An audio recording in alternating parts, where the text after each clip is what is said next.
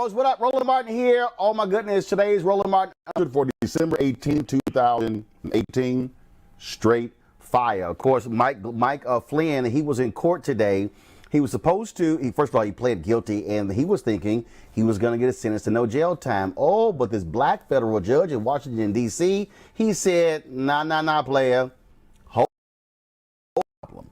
Folks, I got Monique Presley and Yodita Welday breaking it down. What happened in the courtroom today? You don't want to miss our conversation. Also, the NAACP today kicked off their hashtag log off Facebook initiative. I'll talk to, you hear from NAACP CEO Derek Johnson. Also, you remember the sister at American University who became the university student body president, and then they attacked her. She's an AKA. They attacked her with hung banana peels and things along those lines. Well, the Lawyers Committee for Civil Rights Under Law, they've gotten a settlement in that case, and the white supremacist is going to have to publicly apologize to her, call out other white supremacists. I'll talk with Christian Clark, who of course leads the Lawyers Committee for Civil Rights Under Law. And yo, what's up with St. Louis? Why y'all scared of black people in power? New DA Wesley Bell will get sworn in next month. Now the prosecutors, guess what? They want to join the police union. Tashara Jones, who is city treasurer, she is going to break down for us how racism, how white folks in St. Louis, for some reason, don't want to see black people in charge. Okay, folks, we've got a fabulous show for you today.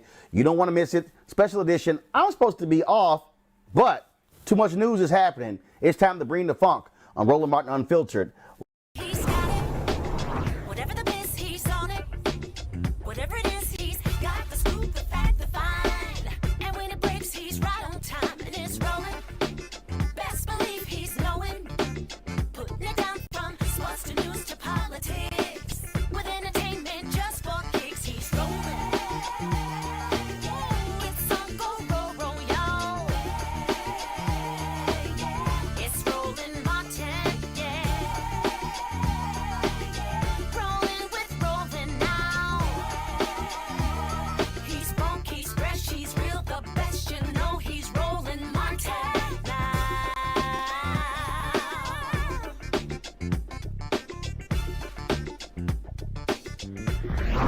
Martin. All right, folks, glad to have you on Roland Martin Unfiltered. It was a busy day in Washington, D.C. as former Trump National Security Advisor Mike Flynn went before a federal judge pleading guilty to lying to the FBI. Of course, you might remember he got busted also for being a lobbyist for a foreign government, took thousands and thousands upon dollars. Now, his attorneys, they've been saying all kind of wild stuff, saying, oh, he got entrapped by the FBI, and then this was bad, it was wrong. Well, here's the problem, y'all. No, that wasn't the case. He goes before this federal judge today, a brother in D.C. He was having none of it. It was a wild day. He got his sentencing postponed because the judge said, you need to spend more time cooperating with the FBI. So I had to call our legal analyst, Monique Presley and Yodita Welday, to break down what happened in court. Yo, seriously? It was a crazy, crazy day. I got two black attorneys talking about this black judge. Here's our conversation. All right, folks, here to break down today, Mike Flynn in the court. We're joined by legal analyst Monique Presley, Washington, D.C., and we have Yodita Welday, attorney, and also, she's also a judge, y'all. I don't know what they were thinking in Dallas, but okay. And she says legit, that is real. And she's actually a judge, like a robe and everything, and not bought. About Michael Flynn. And not bought at the store. It's shocking. So, all right, let's get right to it. First of all, yo, this black judge was not playing around today, Monique. No. And all I can really say is this is one of those moments. It reminds me of that scene in Pretty Woman when Julia Roberts goes back after she had been clowned and she walks into the boutique and she's like, you work on commission, right? Big mistake. Huge.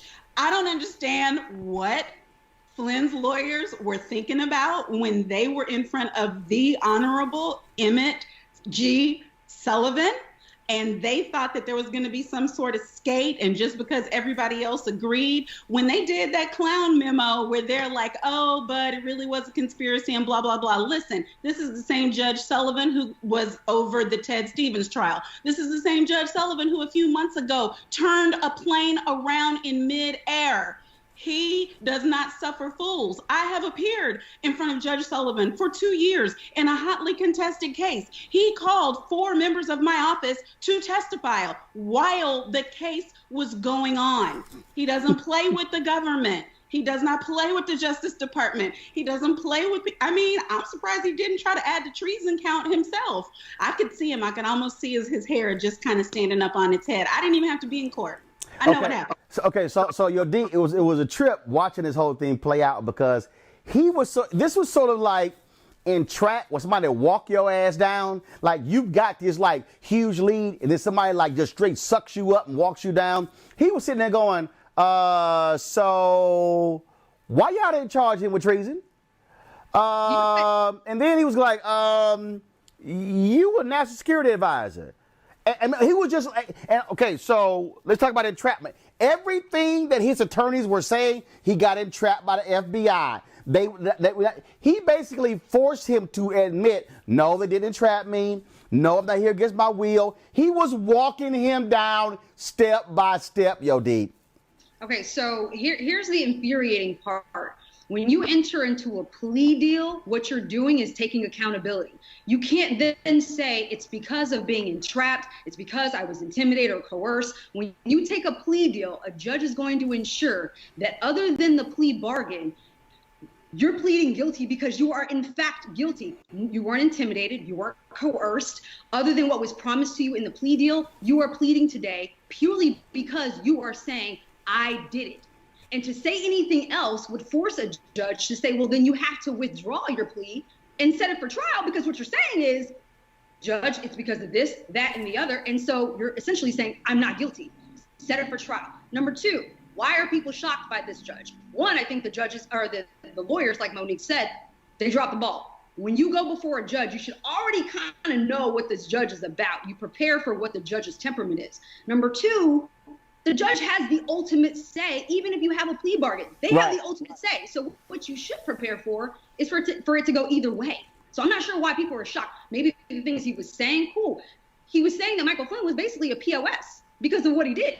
That's fact. I'm not surprised that he said it. It is fact. So for him to admonish him and tell him that he was wrong is quite normal. Now, him adding the whole treason part might have been inflammatory, but I don't see anything shocking by what the judge did. So, Monique, here's what I love. I can sort of visualize in the courtroom when a judge was sort of leaning. But okay. I'm gonna now visualize Roland's courtroom, and so this is, I'm the judge, and you leaning back, you going, so y'all thought y'all were gonna mosey y'all ass up in here, and you thought, since the prosecution recommended no jail time for you, that I was going to go ahead and go along with that bullshit. Okay.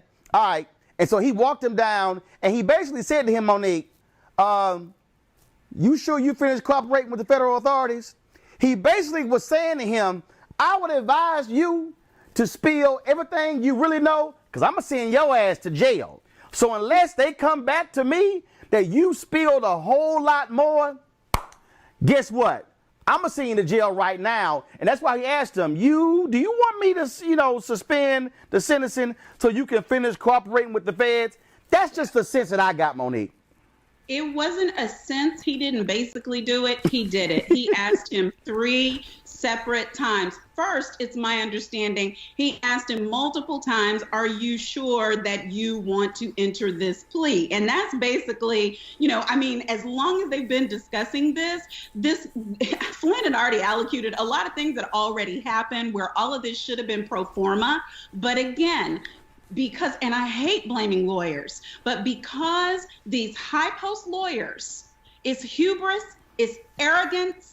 Government attorneys in front of Judge Sullivan never would have done something like that, because they know whatever it is you think you coming in here to do, you're in my room now, and whatever it is I decide to do is what goes. And so he asked 3 different times, maybe you want to delay this. Maybe you're not finished cooperating. Maybe, and by the 3rd time, apparently the lawyers got the hint, asked for a break, went to revamp, came up with that very nice letter. But see, why would they have done what they did? And see, here's the thing. It's not just that they sent in that hellish memo.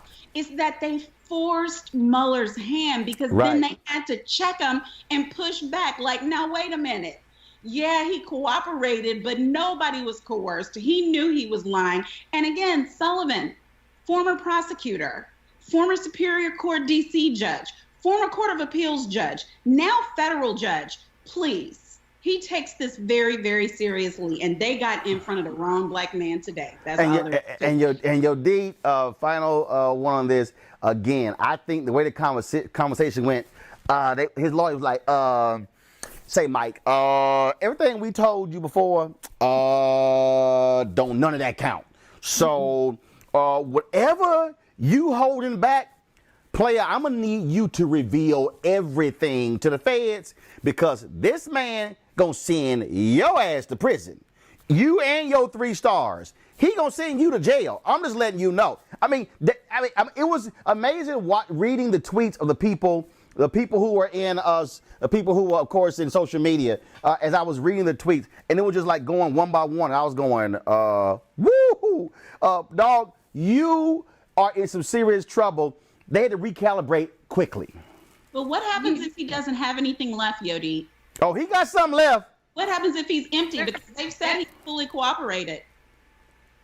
Yodi, go ahead. Add more. He needs to come back into his memory and pull something. I'm not saying make anything up. Right. But his pre-sentencing investigation report has to look different from today's and in March.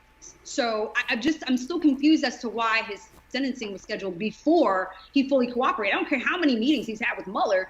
There's still so much to tell. And I do believe that he felt like, I'm going to get my plea today. I'm going to walk out of here and I'm done. And I don't have to really cooperate with the government. Yo, D and Monique, I'm telling y'all, he didn't fully cooperate. To me, that was their way of saying, you know, you got some more stuff to say. Who? The judge? No, the government was fully satisfied. They were going in there and saying we're not recommending jail. No. The judge wasn't that. Whatever was redacted, whatever he saw, he wasn't fully satisfied. He said you have 3 more months to make some stuff happen, because I'm telling you right now, if you want to be sentenced today, you're going to be claimed.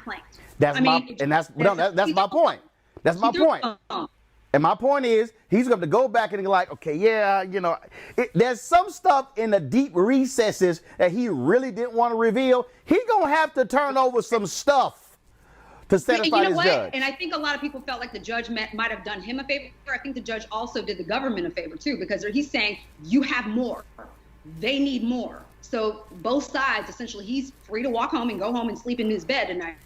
And the prosecution, they're just going to have to wait and see whatever he comes up with. Some people may argue that he may be pressured to make something else up. I don't know. You know, the president's calling Cohen a rat when he's, you know, not said a thing about Flynn. And Flynn is actually admitted to lying under oath to FBI.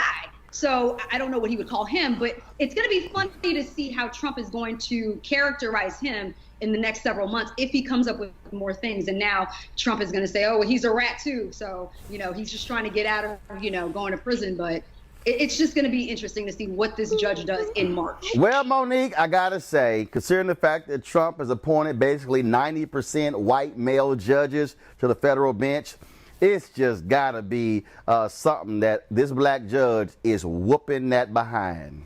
Power to the people.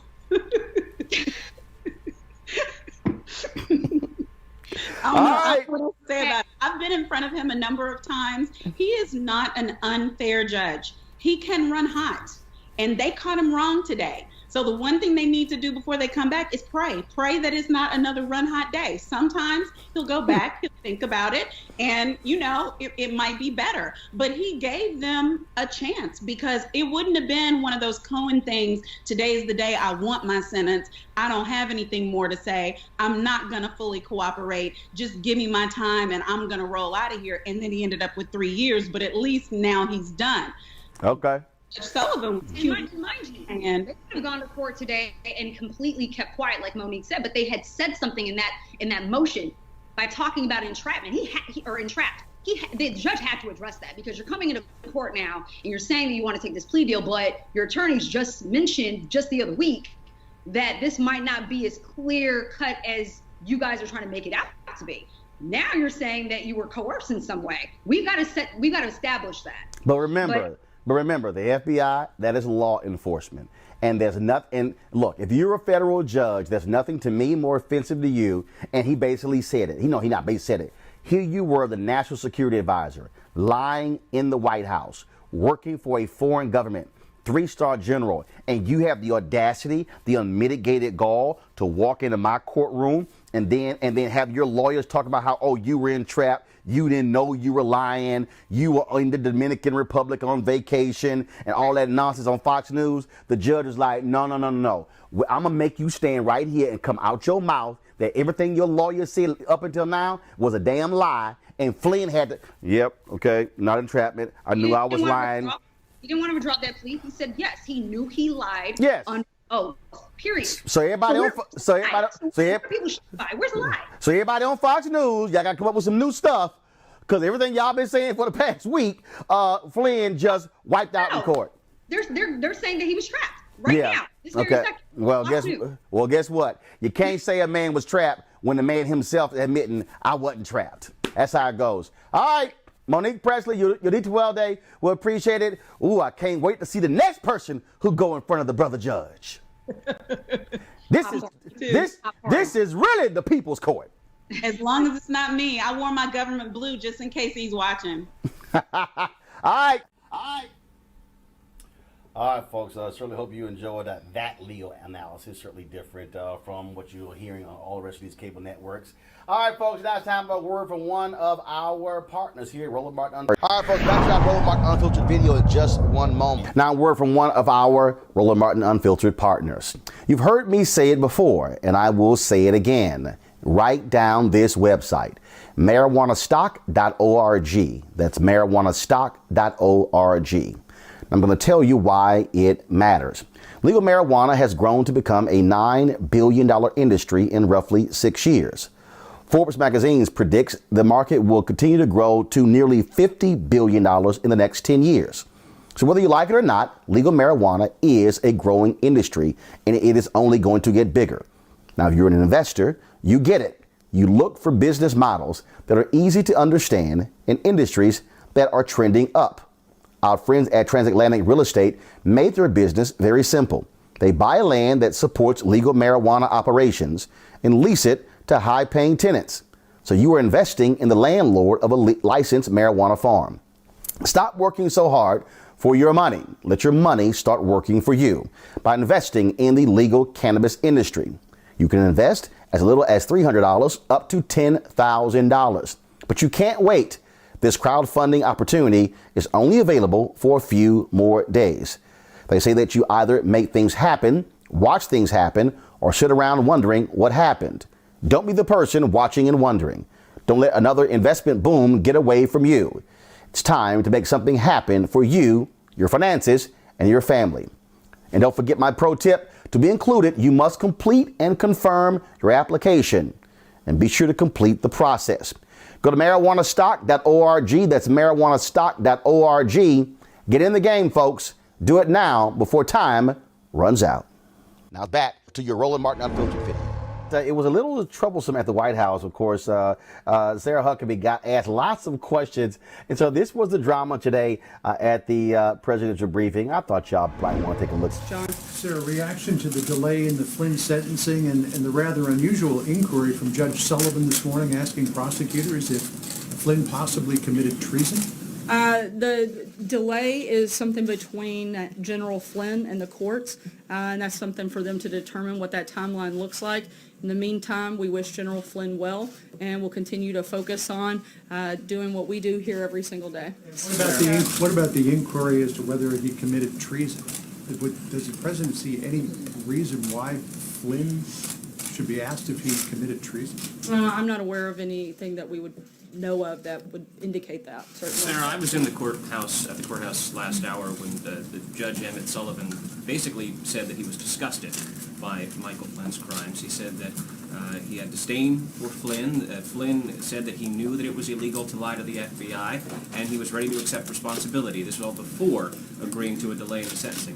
Given that, are you in a position now, or would you like to revisit your comments earlier today that the FBI ambushed Flynn here? No. We still firmly believe, look, the things that may have taken place, again, that's for the judge to make that determination, whether he engaged in something inappropriate. What we do know that was inappropriate by own self-admittance of James Comey is that the FBI broke standard protocol in the way that they came in and ambushed General Flynn, and in the way that they questioned him, and in the way that they encouraged him not to have White House counsel's office present. And we know that because James Comey told us that, and he said that the very reason that they did it was because the only reason that they did it, it was the Trump administration, and they thought they could get away with it. Those are facts, and certainly there may be other issues there, but that we don't have any reason to want to walk that back. Sager? Very quickly about Michael Flynn. He has cooperated with the special counsel's office and met with him 19 times.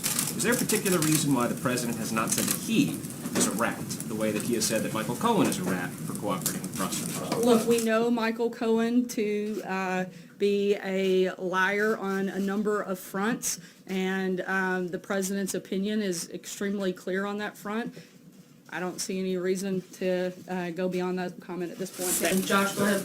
Michael Flynn today tweeted that he did lie to the FBI and to them repeatedly, and that he was working for a foreign government during the campaign. Does that concern the president? I mean, he seems to be concerned that Michael Cohen is a liar. Does he concern that one of his top aides lied to the FBI and was working for a foreign government? Not when it comes to things that have anything to do with the president.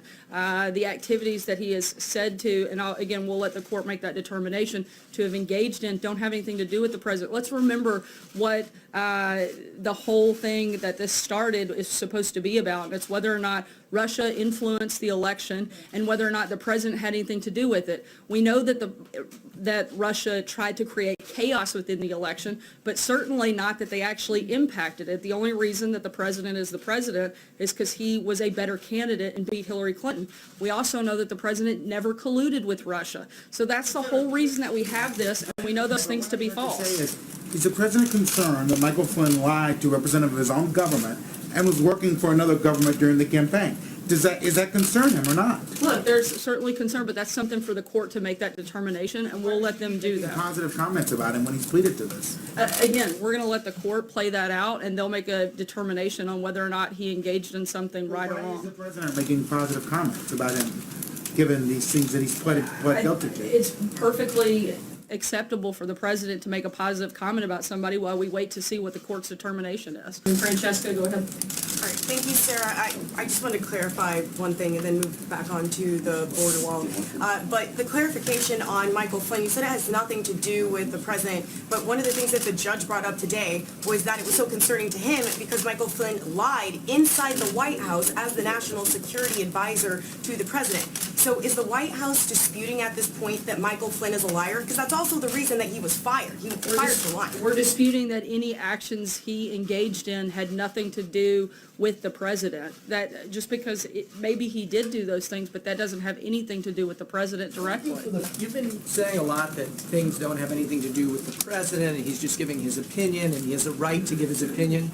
But does he not have a broader right, responsibility as far as, if his national security advisor is lying, should he not be speaking on behalf of the American people, not just himself, President Trump, man under investigation, but, in all these aspects? You're talking about saying that he is just speaking for himself and he's not been linked to collusion is the claim, and therefore, it doesn't matter what he says. And the same thing with That's the not what I said Fed, at all. that his comments on the Fed have no bearing. He's just giving his opinion. What about him speaking They to have the no American bearing. people? I said he's the president of the United States, and he should not only does he have the ability to give his opinion, he should give his opinion. That's why the people elected him, is because they trusted him to make decisions on policy matters. They want to know what his positions are on specific policies. He absolutely should state his opinion on not just that, but on every topic that comes up that he wants to engage on. A lot of people who are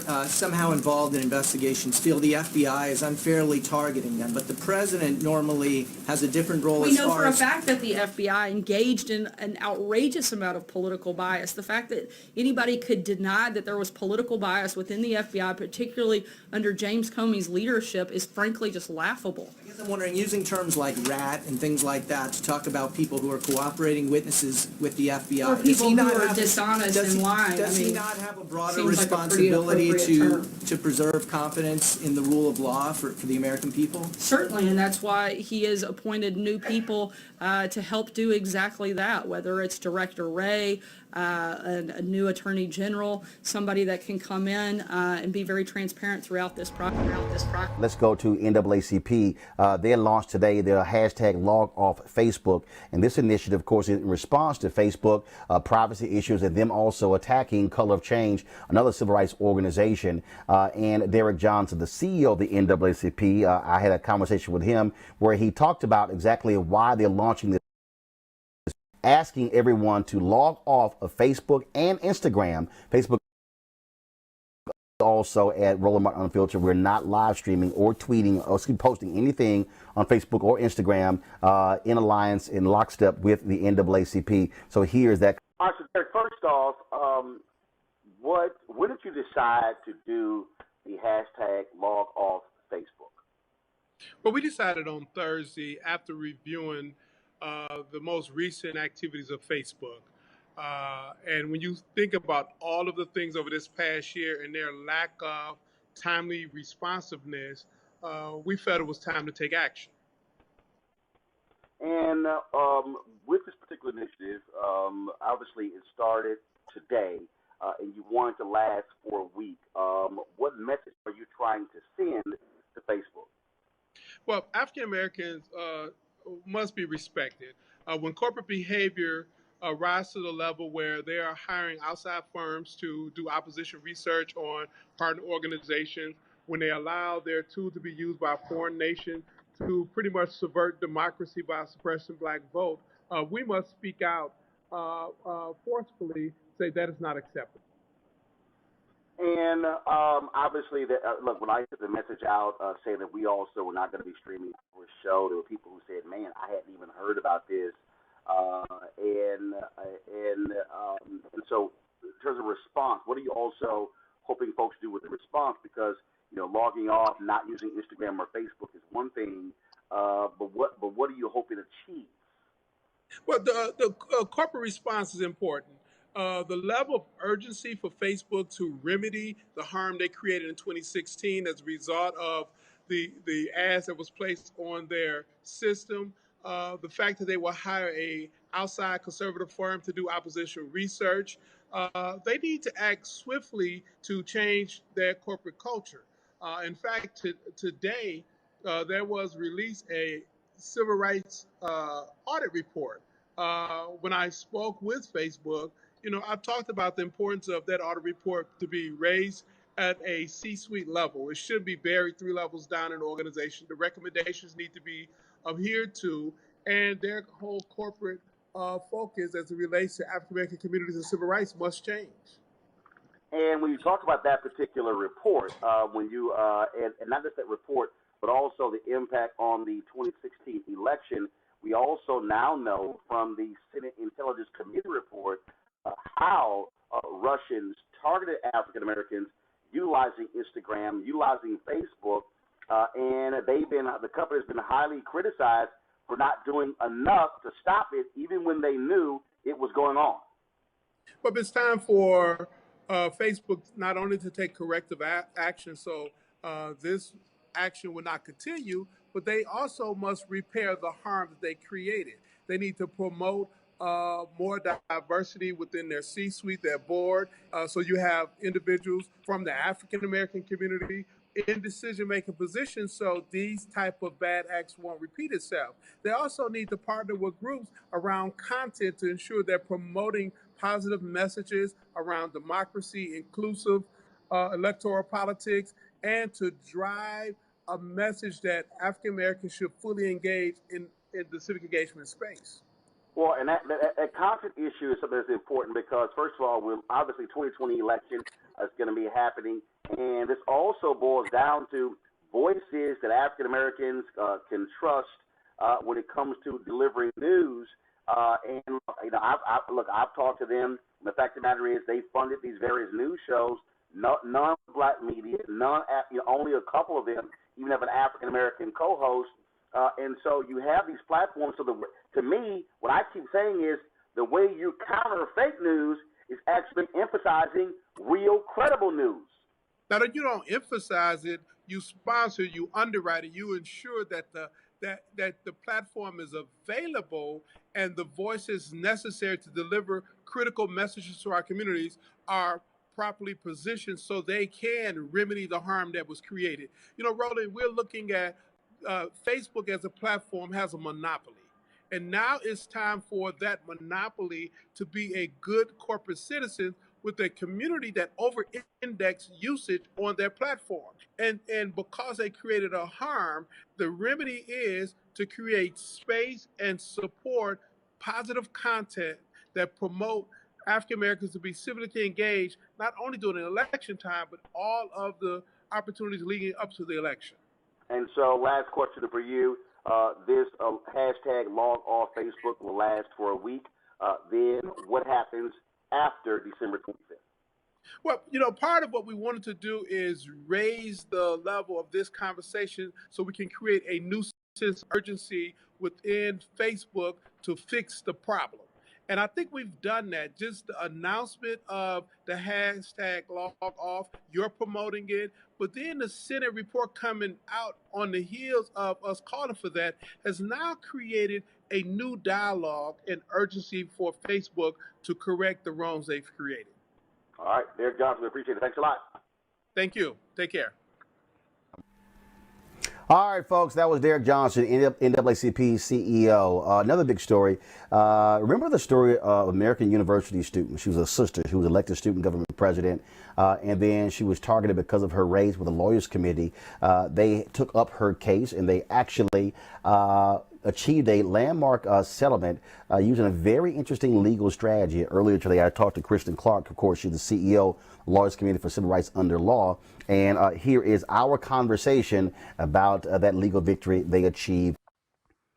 All right, so Kristen, so tell us about this settlement, this American University case. We all remember when this story happened, but for folks who don't know, just give us the backdrop.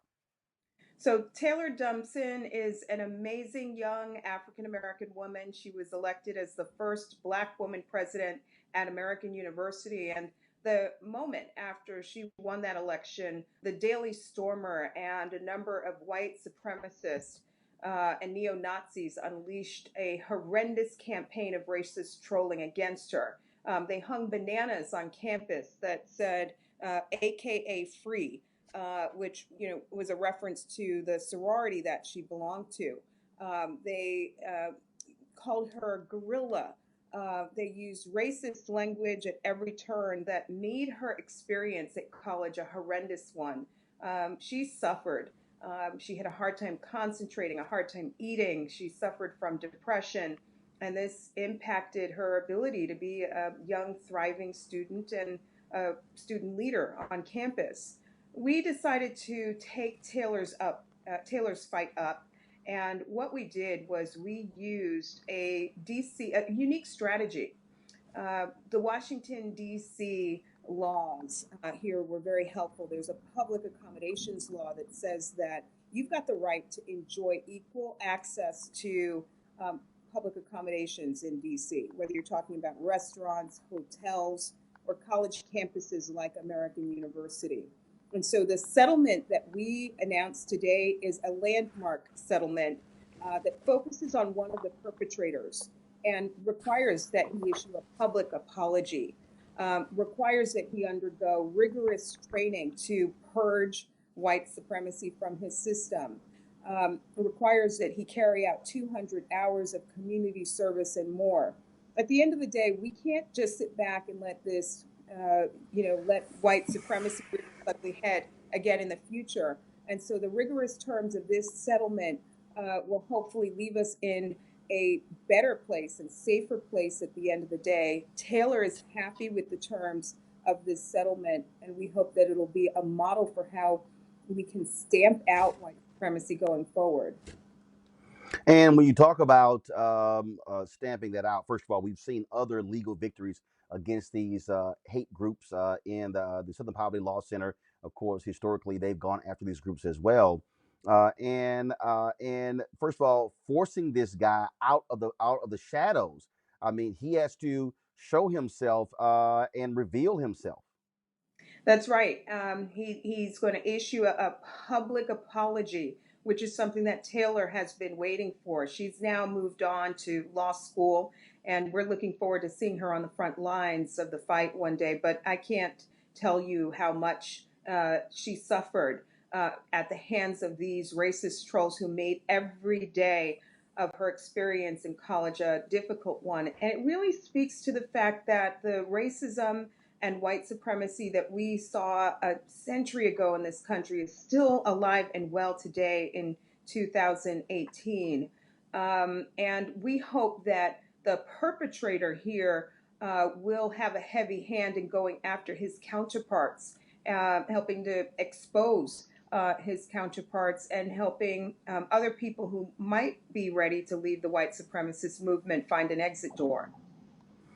Also, this should be an important signal to people that they should not just take these things lying down. That they should be very aggressive in going after these white nationalists. We are seeing a significant uptick in their activities in the age of Donald Trump, and the goal should be to really use every remedy to go after these organizations, these individuals.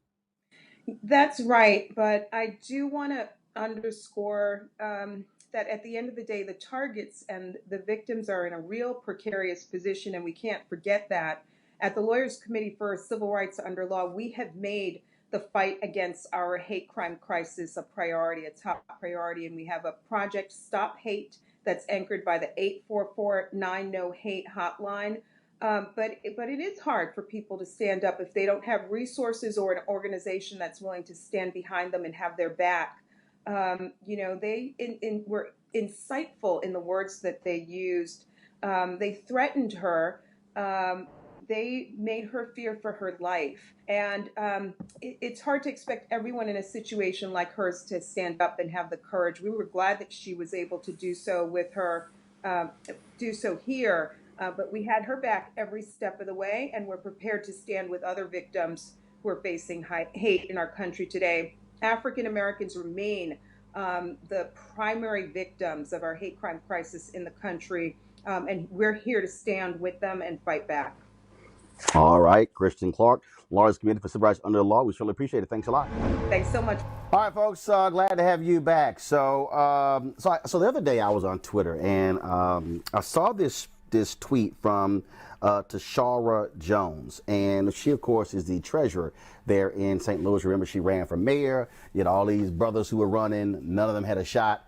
She barely lost the mayoral race. She could have actually, won if you didn't have 4 or 5 other black people who were running. Well, that was the case. Well, anyway, so she had this column in the St. Louis American, and I saw it and I said, "Yo, this is crazy. This is crazy." Where she detailed all these things that are happening when black people are elected in St. Louis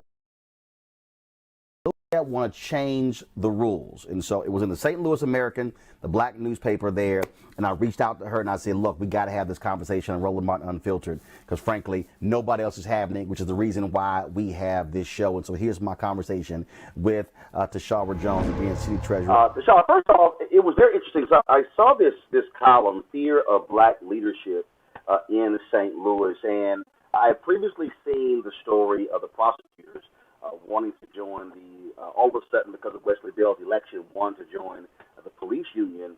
But man, when I saw these other things that you cited in here, in terms of the city circuit court attorney, the sheriff, I mean, it's as if there's massive white fear in St. Louis of black leadership. Right. All of those things happened within the last year to 18 months. These are not recent. I mean, these are not things that have happened over several years. All of this is recent, when the power has changed hands, either, from a black male to a female, or a white elected official to a black elected official. And was interesting with this Wesley Bell situation. And so you trying to tell me, so Bob McCullough was the DA for all of these years, and these prosecutors had no issue working underneath him, but all of a sudden the black guy becomes a DA, and not only are they saying let's join the union, but they want to join the police union. Were there other unions they could join? Yes, there are several other unions here that represent public employees. AFSCME, SEIU, the Carpenters Union even represents public employees in St. Louis. So they could have chosen any other union, but they chose the police union. And so, do you believe that this is very clearly a reaction to a black man, Wesley Bell, becoming the district attorney? Clearly, it's a reaction to that. I mean, I don't see any other way to look at this but through the lens of racial equity and racism. And so, as I look at some of the other items that you laid out here, like for instance, I thought it was really interesting. This Vernon Betts situation. He becomes the sheriff, and so the previous sheriff got to make patronage hires, and then all of a sudden Betts becomes the sheriff, and then he has to get approval from circuit judges? Yes, exactly. That's exactly what happened. He couldn't even hire a chief of staff when he started without approval from the circuit judges, who had no problems with the previous white sheriff who had been there for 30 plus years and who he hired. But now all of a sudden it's a problem when Vernon's elected. And so what are you saying to black folks in St. Louis in terms of how to deal with this? Because look, you ran for mayor, and then you barely lost that particular race. You even cite an example where some gadfly got no attention whatsoever. Then all of a sudden, the white power structure wants to listen to that person. Right, exactly. There's this guy that's been suing the treasurer's office for years, and then all of a sudden now he has an audience. The mayor joined the lawsuit along with her city councilor, and then they convinced one of the circuit judges to give them a ruling in their favor, trying to strip away power from my office. So, I'm bringing receipts. There's a serious problem going on, not only in St. Louis, but, nationally, when we talk about what's happening in Wisconsin, in Michigan, Georgia. So, there's obviously a fear anytime a black person gains access to higher office. So we've got to band together and we've got to start fighting back. And what do you propose in terms of how to do that? What are you saying to black folks there in St. Louis? What should happen next? Well, I mean, just like with the circuit attorney's issue, she had to go all the way to the Missouri Supreme Court in order for them to tell the circuit judges that she doesn't report to them, that she's an independently elected official. She is an attorney, and they don't, and they have to respect that. We need to use whatever means that we have at our disposal to start challenging a lot of the things that happen here, and and our people need to also take, elections have consequences, and we have to take every election seriously. And as we're seeing, these local elections matter more than national elections. When you talk about the issue with these circuit court judges, are there any African American circuit court judges? There are a few, yes. And do you believe that what African Americans should be doing, just like when it came to the DA's race, they should be looking at electing more black circuit court judges? Well, we don't elect circuit court judges in St. Louis. We have a nonpartisan or so-called nonpartisan court plan where they are appointed by the governor. But that's only in St. Louis City, St. Louis County, and Kansas City. Everywhere else in Missouri, they elect their judges. Wow. So that's another issue that we can dive into at another time. So you have judges elected in every other place in Missouri except the two cities where you got the most black people. Exactly. Well, look, it certainly was eye-opening to all the people who are out there. Again, if you go to the St. Louis American, the column is called "Fear of Black Leadership in St. Louis" by Tashara Jones, written, of course, for that. She, of course, is the city treasurer for the city of St. Louis and former assistant minority leader for Missouri House of Representatives. It's certainly an eye-opening piece there. I certainly hope that black folks in St. Louis will begin to exercise their power and also vote in massive numbers. Now, when is the next mayoral election? Next mayoral election is not till 2021, but we have an important race coming up on March 5th, 2019, which is our council president. Okay. And is So- that, and who's actually, any African Americans running for that? What's happening for that race? So there are 3 people in that race. 2 are African American. Jamila Nasheed, she's our current state senator. Lewis Reed, who's the incumbent. He was one of the men that was in the mayor's race. And then there's also Megan Green. She's part of our city council. Got it. Okay. So that upcoming race is in March. March 5th, right. We need to show up like we did, in November. We had 60% turnout. We need to have that turnout or better for this election in March. All right. Tashara Jones, I appreciate it. Thanks a lot. Thank you. Take care. All right. Take care. All right. All right, folks, crazy conversation, but I certainly do. Y'all was certainly enjoying that. All right, folks, here are a few headlines. Stacey Abrams was narrowly defeated, of course, for Georgia governor by former Georgia Secretary of State Brian Kemp. But in the last few days before the election, Kemp charged that the Democrats tried to break into the state's voter database. A major charge which may have had an effect on the election. Turns out that was a damn lie. The Land Journal-Constitution did a sweep investigation and discovered there was absolutely no evidence whatsoever of any illegal activity by Democrats or the Democratic Party. What we like to call the Republican assault on democracy. Yeah, y'all, seriously. He straight up lied. He flat out lied. Also, speaking of lying, the same thing happened in Florida. Andrew Gillum narrowly lost the governor's race to former Congressman Ron DeSantis. Both DeSantis and Donald Trump were very loud in charging that Andrew Gillum was, as Trump put it, a crook. DeSantis went on and on about it, saying the FBI investigation into the Tallahassee city government, where Gillum was the mayor. Well, guess what? The FBI investigation is over, and Gillum was not involved, implicated, or charged. If that swing the close election, many people say it did. But the bottom line is Andrew Gillum got screwed.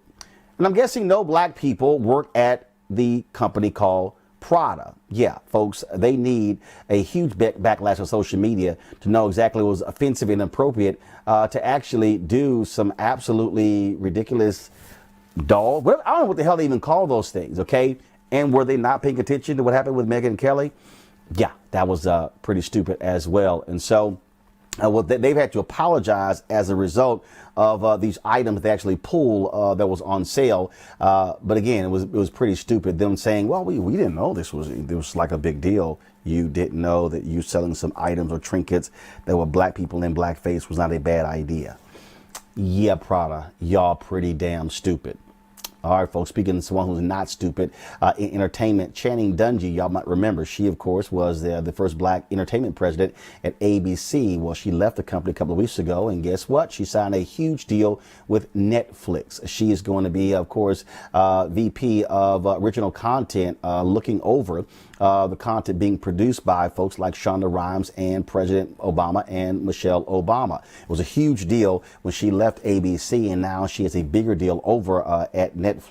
And you might remember, you also have Kenya Barris, who, of course, the creator of Blackish, who also signed a $100 million deal over at Netflix as well. So congrats to Channing Dungey. So those are our headlines there. All right, folks, we certainly thank all of you for watching. Don't forget to support Roland Martin Unfiltered. Go to RolandMartinUnfiltered.com. Join our Bring the Funk fan club. Here's what's about to happen. We're going to have, first we got a couple of things going on. And so remember, my show is on hiatus right now. And so my staff were off. And so, but still, if anything happens, of course, of interest to black folks, we, of course, will come on live. I'll come on live anywhere from where I am just to bring you the news.